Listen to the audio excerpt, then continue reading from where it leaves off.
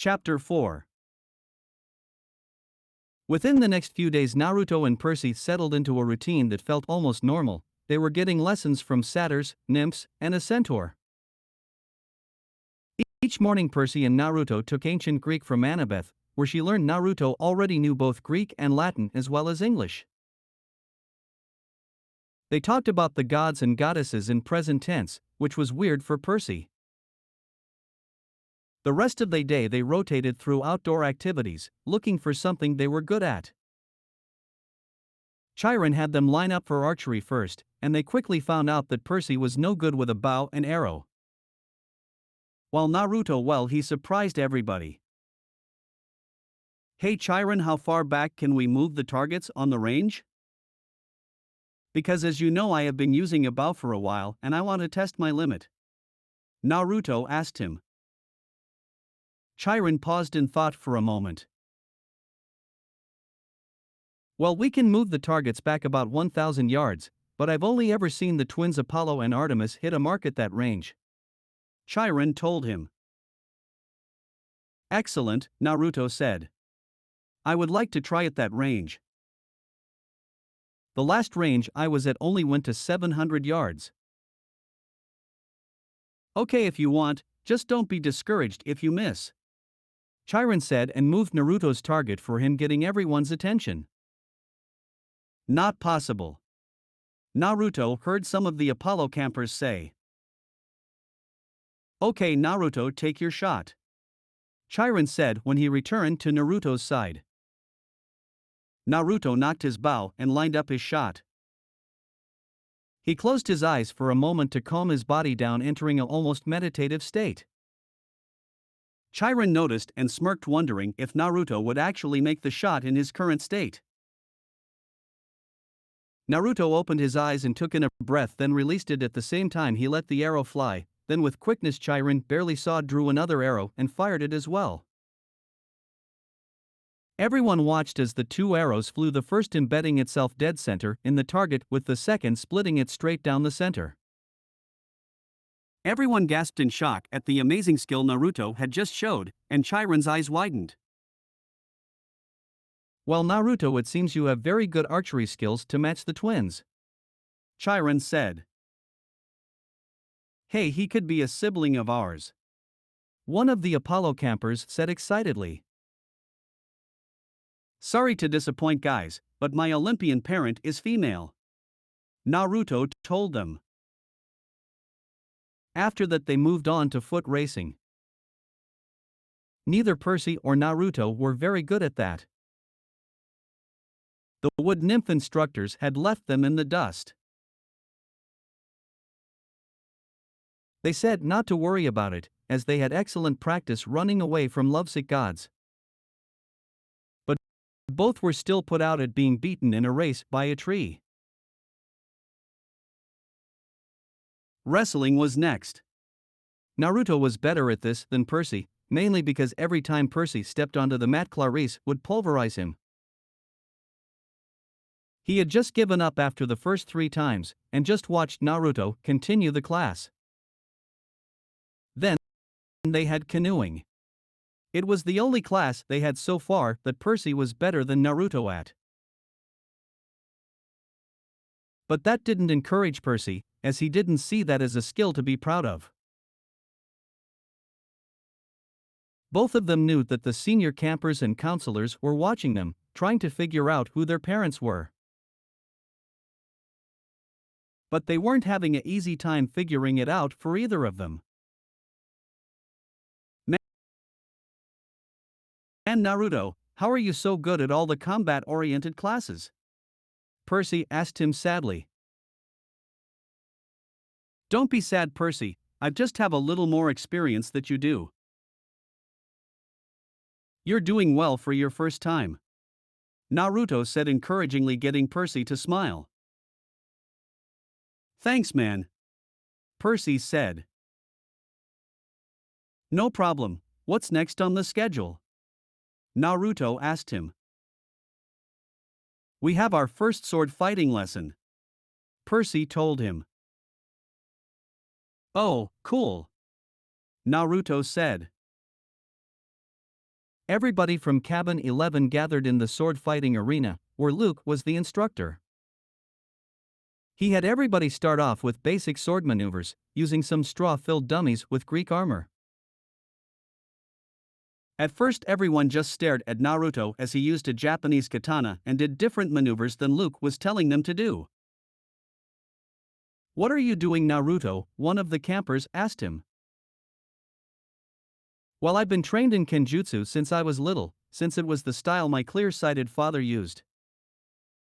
So I'm doing the basic maneuvers for my style," Naruto said, gaining a nod from them. After that, everyone went back to doing the maneuvers. Naruto noticed Percy was doing okay in the maneuvers, but also noticed that he couldn't find a blade balanced enough for him. "Okay, everyone, before we begin dueling in pairs, I'm going to test Naruto's style to see if he needs to continue training with us. If not, then he will use this time to train more in his own style," Luke explained as he led Naruto to the center of the arena with everyone watching on. "Good luck," one of the campers told Naruto. "Luke is the best swordsman in the last 100 years. Naruto just smirked. "Good, that means I'll be able to enjoy this fight," he said, getting into his stance. Luke mirrored Naruto and got into his own stance. They stared each other down for a moment, before Luke suddenly lunged at Naruto, bringing his sword down in a diagonal arch, aiming to cut Naruto from his right shoulder to his left hip. Naruto nimbly dodged his attack to the left and appeared inside Luke's guard, bringing his katana up in a backwards grip, aiming to cut him cleanly from left to right. Luke's eyes widened and he jumped away from Naruto, landing a few feet away. He slid back into his stance and waited for Naruto's next move. Naruto obliged by charging Luke, appearing to be preparing an overhead strike. Luke immediately brought up his blade to block it. Naruto smirked and showed his strike was a feint when his attack suddenly changed course to a path where it would cleave Luke's head off. Luke's eyes widened, realizing he had no time to block, and flinched when Naruto's blade stopped inches from his throat. "Well, it appears I have one," Naruto said while keeping his eyes on Luke and his sword at his throat. Luke nodded, showing he conceded, and Naruto removed his blade. Everyone else was amazed at the outcome of the fight and began whispering to each other. "Wow, Naruto, you're really good with that style of yours, and you understood one of the main rules of combat: never let your guard down till your opponent concedes defeat. Good job," Luke said, grinning. "Thanks, I've trained hard to reach this level," Naruto said, also grinning. "Well, like I said, you can practice on your style here at this time every day from now on," Luke said, getting a nod from Naruto, who moved to a corner of the arena and began practicing some moves he was trying to perfect. "All right, everyone, get into pairs. I'll pair up with Percy since this is his first time," Luke said, causing everyone to break up into pairs. "All right, start practicing," he called as he turned to Percy. For the rest of the time, they all practiced their fighting skills in pairs, with Luke teaching Percy many different moves he could use with a sword. The next day, Naruto decided to get to know Clarice and Silena better, seeing as they were some of the first people he had met after coming here. He found them hanging around outside the camp store drinking sodas. "Hey Clarice, Silena, what's up?" Naruto said, walking up to them. "Oh, hey Naruto," Silena said, and Clarice nodded to him with a grunt. "What brings you here? Not trying to keep me from beating up Percy, are you?" Clarice asked, causing Naruto to laugh. "That's a good one, Clarice. But no, I'm not. He needs to learn to either think before he speaks or just keep his mouth shut," Naruto said, getting a smirk from Clarice. "Then why are you over here, Naruto?" Silena asked after a moment of silence. "Well, I thought I would get to know you two better, seeing as you girls were one of the first few people I meet. And you showed me around and all. Naruto said, getting a nod from Clarice and a blushing nod from Silena. Well then sit down, I don't have a problem getting to know you better, Naruto, you're actually pretty cool. Clarice said, gesturing to the seat across from them. Yeah, go ahead, Naruto. Silena said after her blush died down.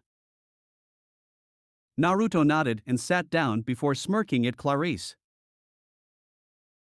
Yeah, you don't have a problem with me, it's Percy, right, and his bathroom incident. Naruto said, causing Clarice to growl and Silena to break out giggling. Yeah, I hate that brat for that, and I'm going to get him back. Clarice said angrily. Well, go ahead, like I said before, he needs to learn. Just don't hurt him too much, okay? Naruto said while grinning. Oh, I won't hurt him too much, just enough to get my point across. Clarice said, snickering, causing Silena to look at her. You really going through with that plan of yours, Clarice? Silena asked her. Yeah, I mean it's not like it will kill him. Clarice said nonchalantly. What plan? Naruto asked her curiously. Oh, Clarice just plans to separate Percy from his team and attack him using her spear she got from her dad, and then probably humiliate him in some way. Silena told him, getting a nod from Clarice.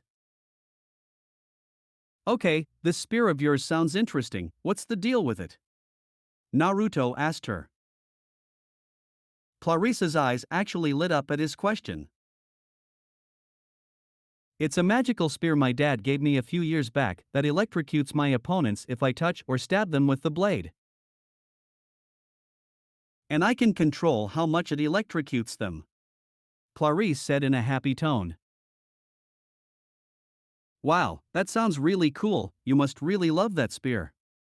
Naruto said, getting a happy nod from Clarice and a giggle from Silena. Oh, she does.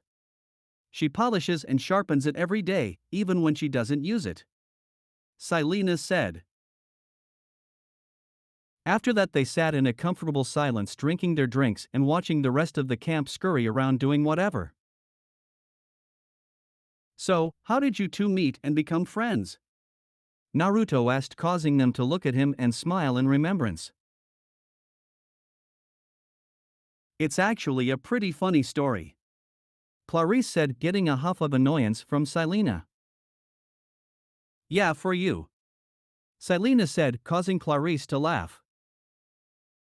Anyway, as I was saying, we both came to camp around the same time, and were claimed by our parents rather quickly, Clarice said. Yeah, but after I was claimed, I started getting picked on by some of the girls and hit on by some of the boys, Silena said, disdainfully, showing Naruto that she hated that time. Well, one day I was walking around camp and I heard a noise, so I went to investigate it. I found Silena on the ground, surrounded by girls that had been hitting her and calling her names, and jumped in to help her, Clarice continued. Yeah, she came out of nowhere like a charging rhino and took out half the group in one go, and that scared off the rest, Silena said. After they were gone, I had helped her up and made sure she was okay. Then I offered to help teach her how to defend herself and actually fight in battle, Clarice said. I agreed to her help, and we have been friends ever since, Silena said, smiling, causing Clarice to smile as well. Wow, that is a pretty epic way to start a friendship, Naruto said, causing them to burst out laughing. For the rest of that day, Naruto hung out with Clarice and Silena, getting to know them better, and by the time Friday came, they were all three happy to say they were good friends. Friday afternoon, Naruto was resting with Percy and Grover at the lake, after Percy had had a near-death experience on the climbing wall. Percy had almost been burnt by the lava, his shirt was still smoking from where it had burned holes in it, and his arms had no hair left. They sat on the pier, watching the naiads weave baskets underwater. How did your conversation go with Mr. D? Percy asked Grover. Fine, just great. Grover said, his face turning a sickly white. So you can still do your career you chose? Naruto asked him. Chiron told you I wanted a searcher's license? Grover asked, looking at them nervously. Well, no, Percy said. He just told us you had big plans for the future, and that you needed credit for completing a keeper's assignment. So did you get it? Grover looked down at the naiads. Mr. D suspended judgment. He said I hadn't failed or succeeded with you yet, so our fates were still tied together. If you got a quest and I went along to protect you, and we both came back alive, then maybe he'd consider the job complete. Well, that's not so bad, right?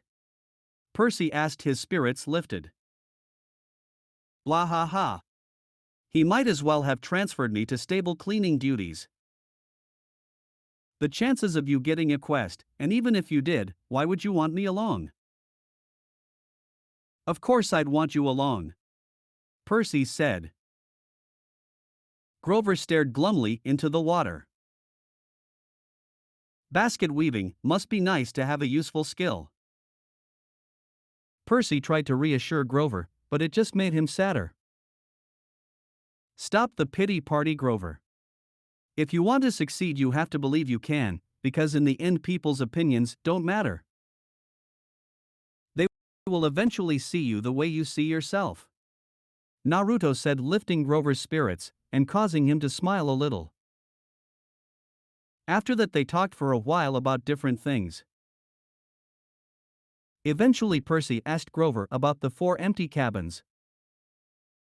Number 8, the silver one. Belongs to Artemis, Grover said.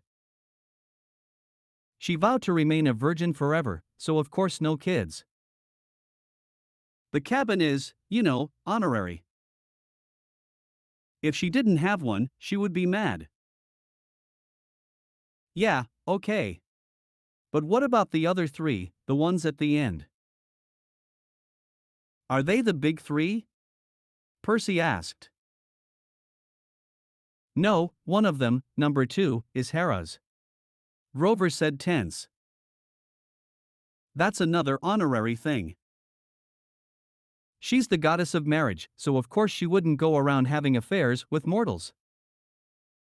That's her husband's job. When we say the big 3, we mean the 3 powerful brothers, the sons of Kronos.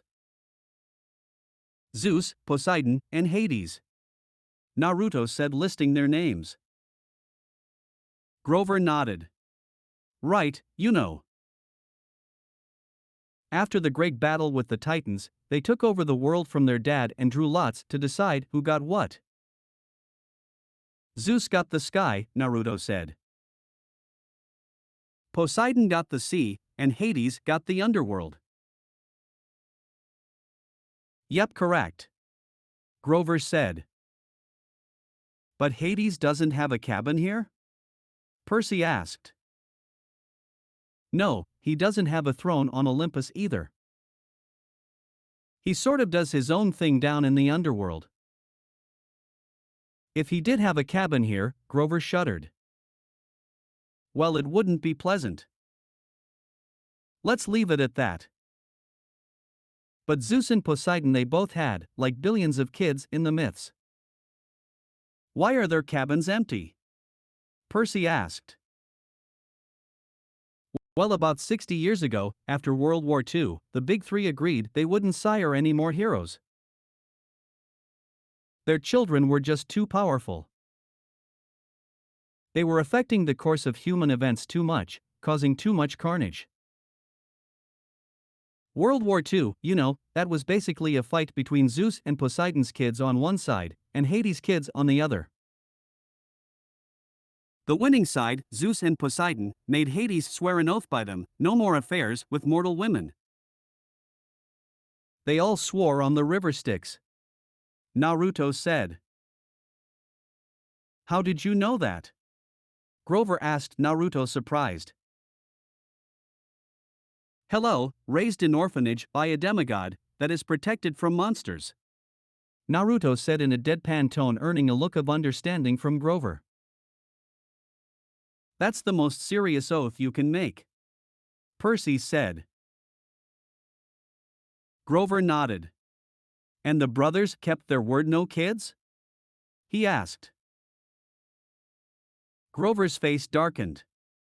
17 years ago, Zeus fell off the wagon. There was this TV starlet with a big fluffy 80s hairdo, he just couldn't help himself. When their child was born, a little girl named Talia. Well, the River Styx is serious about oaths, mad on it. Zeus himself got off easy because he's immortal, but he brought a terrible fate on his daughter. But that isn't fair. It wasn't the little girl's fault, Percy said. Grover hesitated. Percy, children of the Big Three have powers greater than other half-bloods. They have a strong aura, a scent that attracts monsters. When Hades found out about the girl, he wasn't too happy about Zeus breaking his oath. Hades let the worst monsters out of Tartarus to torment Talia. A satyr was assigned to her when she was 12, but there was nothing he could do. He tried to escort her here with a couple of half-bloods she'd befriended. They almost made it. They got all the way to the top of that hill. He pointed to the top of the hill across the valley, to the one where they fought the Minotaur. All three kindly ones were after them, and a horde of hellhounds. They were about to be overrun when Talia told her satyr to take the other two to safety while she held off the monsters. She was wounded and tired, and she didn't want to live like a hunted animal.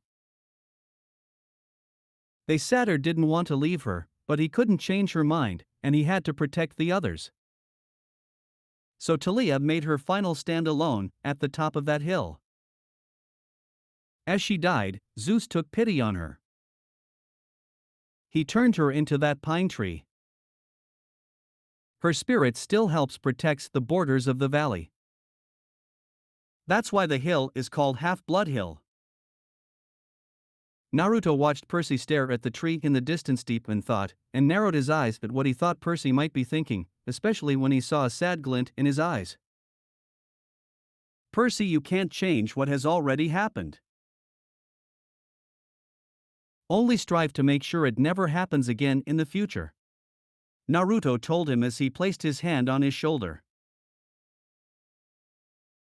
He received a nod in understanding from Percy and Grover, who also took the words to heart as well. Grover, have heroes really gone on quests to the underworld? Percy asked, turning to them. Sometimes, Grover said. Orpheus, Hercules, Houdini. And have they ever returned someone from the dead? He asked. No, never. Orpheus came close. Percy, you're not seriously thinking? Grover began. No, Percy said. I was just wondering. So, a satyr is always assigned to guard a demigod? Grover studied him warily, and Naruto narrowed his eyes at him, already knowing Percy was planning something to do with his mother. Not always. We go undercover to a lot of schools. We try to sniff out the half-bloods who have the makings of great heroes. If we find one with a very strong aura, like a child of the Big Three, we alert Chiron. He tries to keep an eye on them, since they could cause really huge problems, Grover said. And you found me and Naruto. Chiron said you thought we might be something special, Percy said. Grover looked as if he had been led into a trap. I didn't. Oh, listen, don't think like that. If either one of you were, you know you'd never ever be allowed a quest, and if you don't, Percy, I'd never get my license. You're probably both children of Hermes. Or maybe even one of the minor gods or goddesses, like Nemesis, the god of revenge. Or Hecate, the goddess of magic. Don't worry, okay?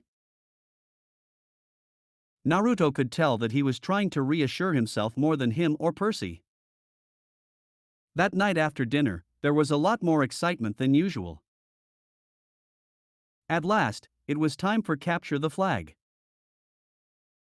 When the plates were cleared away, the conch horn sounded and we all stood at our tables. Campers yelled and cheered as Annabeth and two of her siblings ran into the pavilion carrying a silk banner. It was about 10 feet long, glistening gray, with a picture of a barn owl above an olive tree. From the opposite side of the pavilion, Clarice and her siblings ran in with another banner of identical size, but blood red, with a picture of a bloody spear and boar's head. Naruto and Percy turned to Luke. "So those are the flags?" Naruto asked him. "Yeah," Luke said. "Do Ares and Athena always lead teams?" Percy asked. "Not always," he said. "But often." "So if another cabin captures one, what do you do? Repaint the flag?" Percy asked. Luke grinned. "You'll see, but first we have to get one." "Whose side are we on?" Naruto asked, but he had an idea of which one based off of what Annabeth said earlier in the week. Luke gave Percy a sly look, and Naruto knew right then whose team they were on, and had an inkling of the plan they had. "We've made a temporary alliance with Athena. Tonight, we get the flag from Ares. And you, Percy, are going to help," Luke said. The teams were announced. Athena had made an alliance with Apollo and Hermes, the two biggest cabins. Apparently, privileges had been traded: shower times, chore schedules, the best slots for activities in order to win support. Ares had allied themselves with everybody else: Dionysus, Demeter, Aphrodite, and Hephaestus. From what Naruto could tell, the Dionysus kids were actually good athletes, but there were only two of them. Demeter's kids had the edge with nature skills and outdoor stuff, but they weren't very aggressive. Aphrodite's sons and daughters Naruto wasn't too worried about except for Silena. They mostly sat out every activity and checked their reflections in any reflective surface and did their hair and gossiped. Hephaestus's kids could be a problem. But there were only 4 of them. That of course left Ares' cabin, a dozen of the biggest, meanest kids on Long Island. Chiron hammered his hoof on the marble floor. "Heroes," he announced. "You know the rules. The creek is the boundary line, the entire forest is fair game, all magical items are allowed, the banner must be prominently displayed and have no more than 2 guards. Prisoners may be disarmed but may not be bound, no killing or maiming is allowed. I will serve as referee and battlefield medic. Arm yourselves." He spread his hands, and the tables were suddenly covered with equipment: helmets, bronze swords, spears, ox-hide shields coated in metal. Naruto grabbed some leather armor but no helmet. Instead, he put a blue armband around his upper arm, and he watched as Percy freaked out a little for a few seconds. "Heroes, before you move out, we have a new piece of equipment made by the Hephaestus cabin. That was thought up by our new camper Naruto," Chiron said, then held up a shiny bronze low-frequency two-way radio. "As you can see, this is a low-frequency two-way radio with the casing made out of celestial bronze. The idea is that the bronze will stop the hardware from giving away a demigod's location to monsters out in the field," Chiron said, and everyone, especially the Athena campers, looked at Naruto in shock, imaging the advantages they would gain if it worked. "There are enough here for all the campers to have," with the two team leaders having one that can change to other frequencies to give orders to their team. Tonight will be a test run on them, with myself and the monsters stocked in the woods as our indicators of whether they work or not. Chiron said, allowing it to sink in for a second, before giving out the radio ear pieces to the campers. Tomorrow morning all campers will hand in a report on how well they think the radios worked, and whether they were attacked by more monsters than usual during the game. I myself will also hand in a report on whether I could sense you better during the game or not. All these reports will be handed in to Naruto so that he can go over them and make the necessary changes to them with the help of the Hephaestus cabin members. Chiron said, finishing up. Now get to your positions, the game will begin soon. Chiron said. Blue team forward. Annabeth yelled. Everyone cheered and banged their swords on their shields as they moved forward to their side of the creek. Naruto noticed Percy and Annabeth talking and approached Annabeth after she had moved away from Percy. This plan of yours wouldn't happen to be a diversion with Percy as bait, would it? Naruto asked her innocently. Annabeth looked nervous for a second. How did you figure that out? She asked. Oh, don't worry. I won't interfere with your plan, Annabeth. I was just making sure so I know where to be to make sure Clarice doesn't maim him to bad. Naruto said, causing Annabeth to relax a little. Oh, okay. Well, we put him on border patrol off to the side over there. I had Luke show him where to be. Annabeth said, pointing off to the far side of the creek. Naruto noted that it was far enough away to keep Clarice from interfering if she realized it was a trick. Naruto nodded to Annabeth and headed off in that direction to find a good place to keep an eye on Percy from, and snipe off people with his bow and arrow if Clarice took it too far. Naruto had just found a spot in a tree that was concealed enough to keep him hidden, and gave him a perfect view of the small clearing by the creek that Percy was in when he heard the conch horn blow. Suddenly there was a flurry of activity and Naruto saw a blue team camper shoot past Percy and across the creek into enemy territory. Naruto narrowed his eyes when he saw Percy tense up and look around him. He scanned the area of woods around Percy, but couldn't see anything and so relaxed. Clarice and her friends suddenly burst through the clearing. Cream the punk! Clarice shouted. As they began attacking Percy, Naruto again checked the woods around the clearing and saw Silena a few feet in being a lookout for Clarice. Soon Naruto saw Clarice's spear get broken by Percy, and saw her suddenly charge him with her friends. Naruto acted then and fired off just enough arrows to pin her 5 friends to the trees behind them. He then watched them fight, but noticed at the same time Clarice did Luke crossing the creek with the red team's flag. Naruto then jumped out of the tree and reached the clearing just in time to hear the end of her rant and see Annabeth materialize next to Percy and then begin talking. Naruto walked over to Clarice, who was fuming and ranting. Relax, Clarice, he told her. Relax, relax, how am I supposed to relax when that worm broke my spear and ruined my reputation? She fumed at him. Well, I can fix your spear, it's as easy as fixing an arrow. As for your reputation, you just have to build it back up, so relax. Naruto said to her, causing her to look at him. Okay, I'm calm. So you can fix my spear? Clarice said, calming down. Of course I can. Naruto said, taking the spear from her and putting it on her back. Okay, but if you, she began before a howl ripped through the forest. The campers' cheering died instantly. Stand ready. My bow. Chiron shouted in ancient Greek.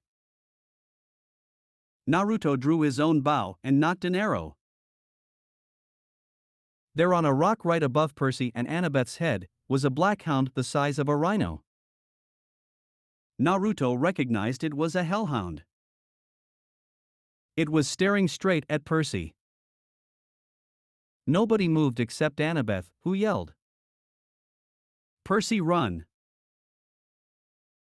Right as the hellhound jumped from the rock, a giant orange blur the same size as the hellhound crashed into it, knocking it onto its side several feet away with 4 gashes running down its side. Naruto recognized the blur as Kurama. Everyone watched as the fox then pounced onto the hound, sinking its fangs into its neck and twisting, causing its neck to snap. As it burst into golden dust, Kurama changed back to his regular size and jumped onto Naruto's shoulder. "Good job, Kurama, you'll get a reward tonight for that," Naruto said, getting a happy yip from the fox. "D immortals," Annabeth said.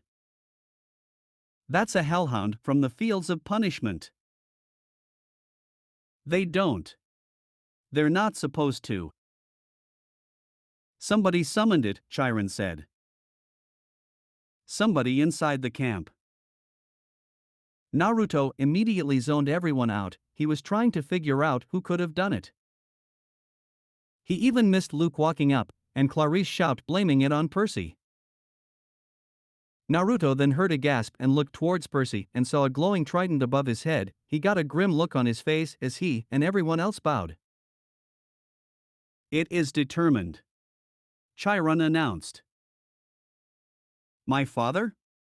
he heard Percy ask, completely bewildered. "Poseidon," Chiron said.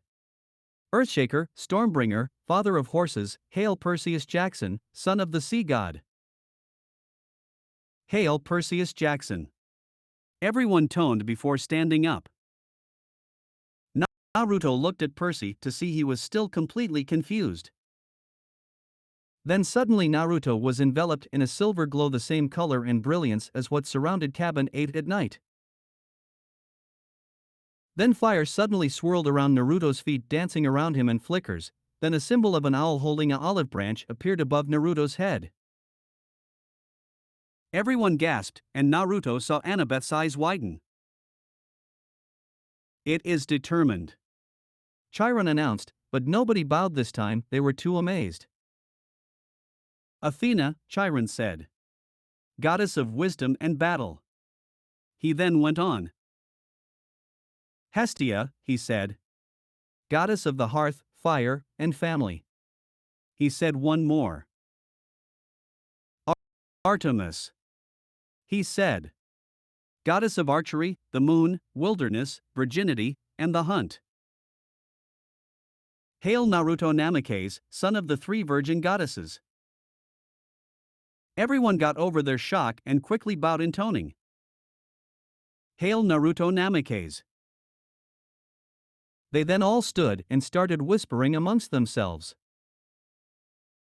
"Quit!" Chiron shouted. "Discussion of these claimings will have to wait till tomorrow. Every to bed." "Annabeth, could you show Percy to cabin 3? he asked her.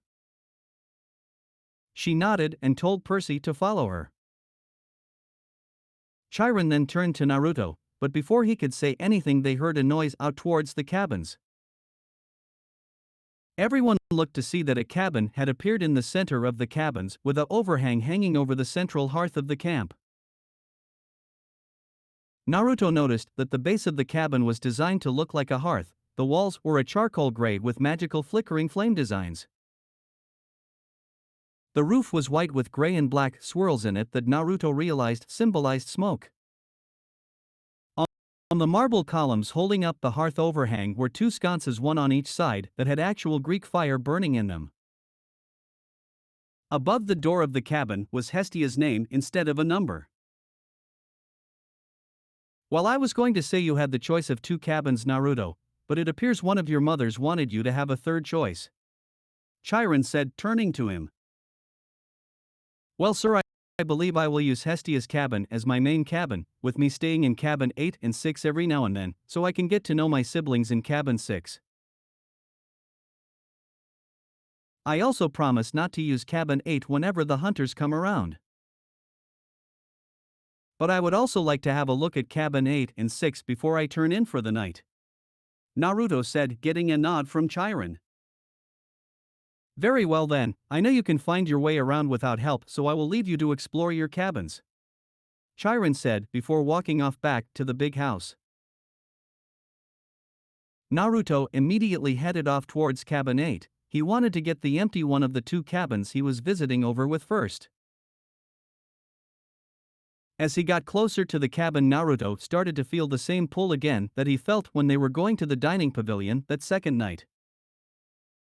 When he reached the cabin, Naruto first admired the outside of it. The walls were a light silver color with designs of many forests, mountains, and animals decorating them. The roof was an inky black color with twinkling silver star designs in the shape of constellations all over it.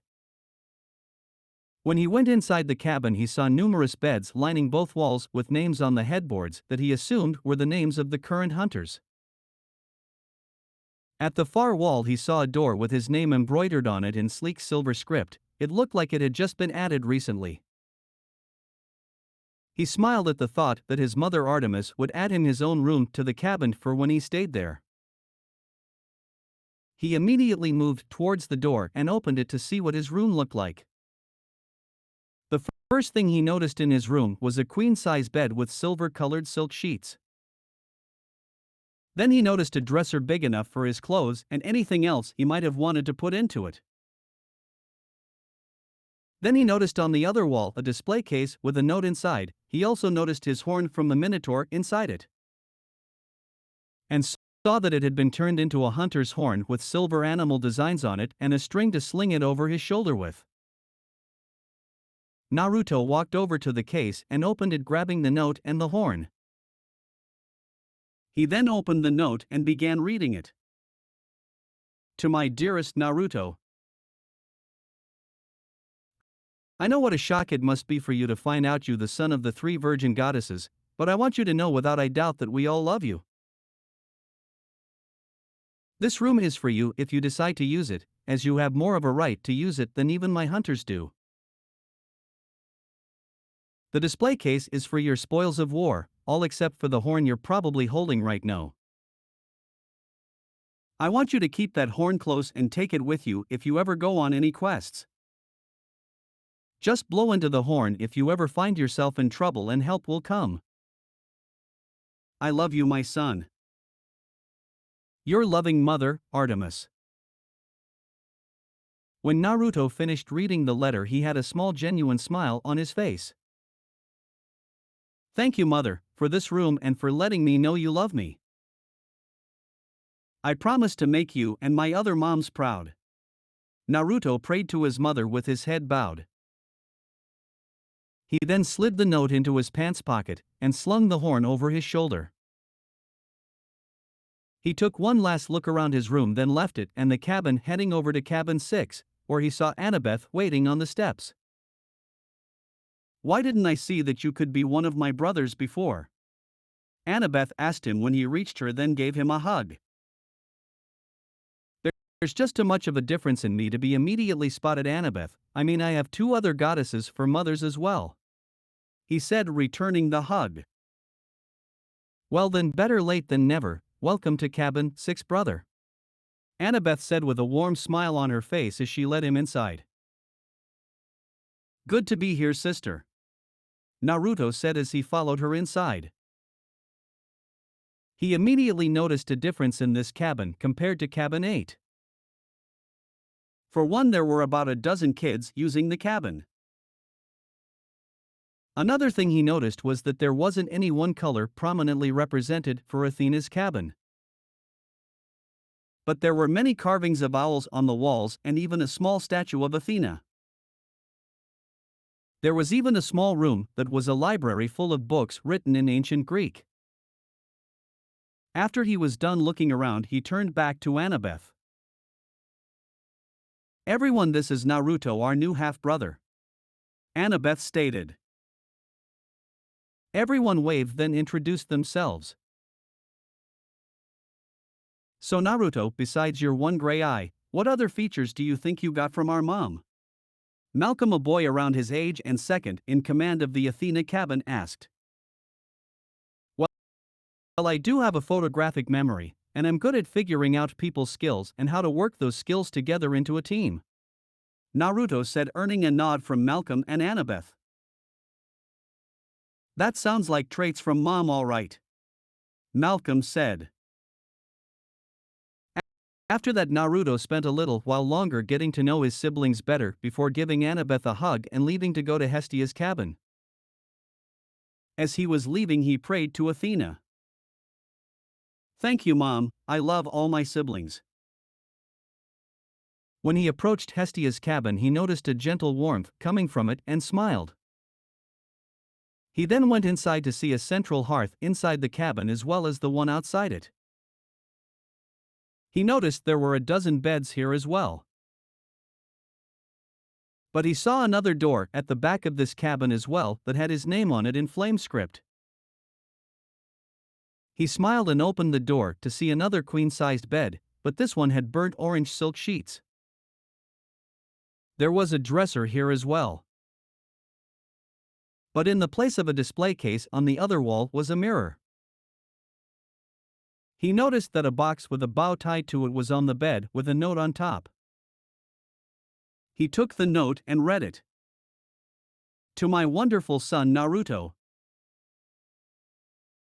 I had a feeling you wouldn't be able to choose a cabin out of Artemis and Athena's, so I made this one for you. I know what Artemis's letter said, and it goes double for me and Athena. The box is a present from all of us. We knew you would have pyrokinesis for me, so we made you some fire-resistant clothes. And don't worry, your hat and necklace are fire-resistant as well. I hope you love them. Your loving mom, Hestia. P.S. Your closet has other versions of this outfit for you. Naruto smiled another genuine smile and prayed. Thank you, Mom. I know I will love the cloths no matter what because it came from you three. I love all three of you. He then opened the box and pulled out the cloths. There was a pair of camouflage pants, combat boots, a loose black shirt with his design on the front, and a camouflage trench coat. Naruto smiled at the outfit and folded it, laying it on his dresser to where the next day the slid into bed and went to sleep feeling content knowing he is loved by his mothers. Mount Olympus at the beginning of the Capture the Flag game. In Artemis's temple on Mount Olympus, Hestia, Athena, and Artemis could be seen surrounded by Artemis's hunters watching a magical viewing screen. My lady, why are we watching that camp? One of Artemis's hunters asked. You will see, Zoe, just wait. Artemis said to her, and Zoe could see a glint of happiness in her lady's eye. Are you sure now will be the right time to do it? Hestia asked the other two goddesses, being mindful of the hunters and not saying exactly what she was asking about.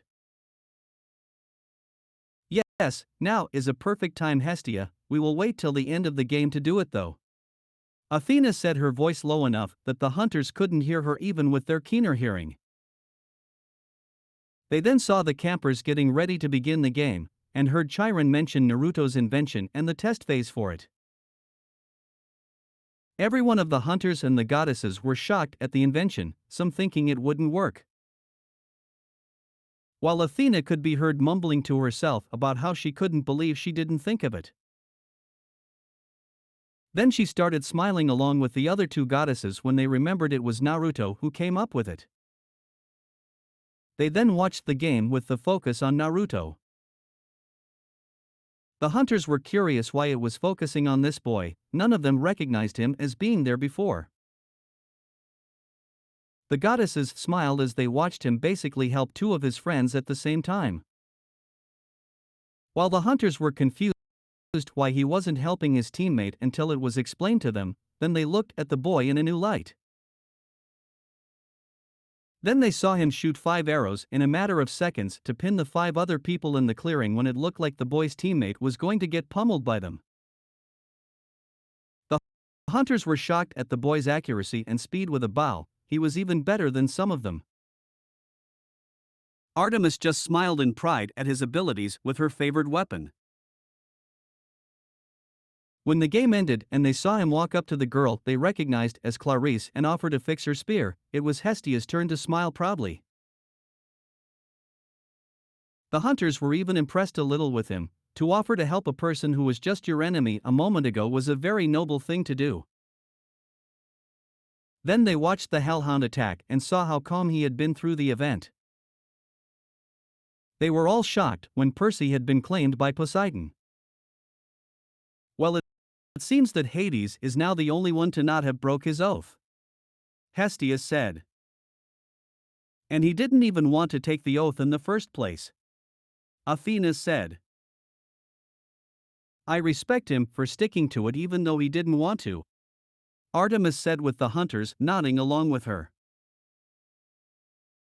Then the 3 goddesses nodded and stuck their hands together, causing a light to shoot into the viewing screen and encompass the boy they had been watching the entire game. The hunters all gasped as they realized what this meant, and knew that this is why they had been watching. They all heard Chiron state his claiming and name Naruto Namikaze and were confused when he said he was the child of all 3 goddesses. They then heard the boy state where he was going to be sleeping after Hestia's cabin had appeared. They were glad when they heard he would respect the hunters and not stay in cabin 6 when they were at the camp. Then the viewing screen vanished and the hunters turned to the goddesses. My lady, please explain to us what just happened, Zoe asked. Artemis nodded and began explaining everything pertaining to Naruto's birth to them, with Hestia and Athena helping to clarify some points. She explained how they met his father, how they found him again many years later fatally wounded, how they granted his last wish for a family after his death in the form of Naruto, then how they left him at the new demigod orphanage to be raised. After the explanation, the hunters all had looks of understanding on their faces. We understand why he was born, no, my lady. But don't expect us to like him right away. We will remain neutral to him until he proves himself to us to be one of the few good men in the world, Zoe stated, getting nods of agreement from the other hunters. Artemis had a relieved look on her face at Zoe's statement and said, That's all I ask of from you girls, is to give him a chance. The hunters all nodded to her, then were dismissed to their rooms. Well, that went better than expected, Artemis said as she reopened the viewing portal to see Naruto outside her cabin. Yes, it did. And it seems Naruto is going to view your cabin first, Athena said, causing a smile to appear on Artemis's face. They watched him cheek out the cabin and saw the small smile Naruto had appear on his face. They then smiled gently at him as they heard his prayer to Artemis. You already have, Hestia whispered out loud, getting agreeing nods from the other 2 goddesses. Athena then grinned as she saw him approaching her cabin. They all smiled as they watched him interact with his siblings from Athena. When they heard what he had gained from Athena, the other 2 smiled knowingly as she smiled proudly. They then smiled gently again as they heard his prayer to Athena. I'm sure they already love you, to Naruto, Athena whispered this time, also getting agreeing nods from the other 2. They then saw Naruto head to Hestia's cabin and said Goddess smiled at the fact he was staying in her cabin. They watched as he looked around the cabin, familiarizing himself with it. Then they saw him walk to the room meant for him, and they all laughed at the familiarity it had to the room Artemis had made for him in her cabin. They watched as he found the gift they left for him and watched him smile after reading the note. They began smiling when they saw how much he liked the cloths. They began crying a little when they heard his prayer to Hestia. "We love you to our angel of a son," they all said at the same time. They then watched as he fell asleep with a content smile on his face.